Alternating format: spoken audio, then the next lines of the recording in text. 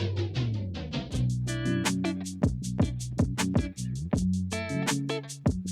what's good, everybody? It's your boy Rob, back with another video. Now, when you see this video, I would have had the iPhone 15 Pro Max for at least, this is probably my third day. I didn't do official unboxing. I figured you pretty much had seen an unboxing, and there wasn't pretty much anything I could have brought to another boring unboxing, other than the fact to let you know that I do have the new iPhone 15 Pro Max. Now, real quick off the top, I'm going to give you my impressions. I do like it that it's a much more lighter build than the previous iPhone. You can most definitely feel the weight difference in the 14 to 15 Pro Max models. You can definitely feel that. The titanium on the side, the controversial titanium siding, where people are getting overheating issues. So far, so good with me. I haven't experienced any of those issues.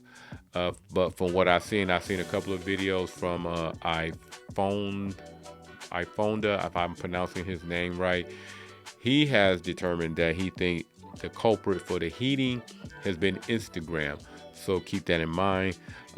If you're interested in his video, I think I'll just go ahead and attach a link to that very same video, just in case you guys want to see that video. And don't forget to share that video out, because I really do think a lot of Meta products do cause overheating. If you're using Facebook, I noticed that with the 14 Pro Max, that Instagram and Facebook, whenever I was using those particular apps, the phone did feel a little bit more warmer than normal. Yeah, the model I picked up was the 256 gigabyte variant in the natural color, natural titanium. The display in general, the colors seems to pop a little more. The display, the colors seem more vibrant.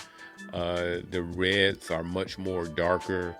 I really appreciate the improvement in the display to bezel setup here. So you're getting way smaller bezels around the edge, so you're giving a little bit more display to see. But really, all of those things are very negligible type of upgrades.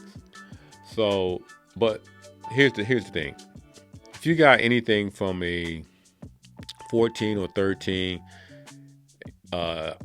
you can pass on this 15 Pro Max. If you have a 12 Pro and you just happen to be in the position of upgrading, whether you got a 12 or 13, and you just like to have something new, then, who am I to tell you not to get what you want?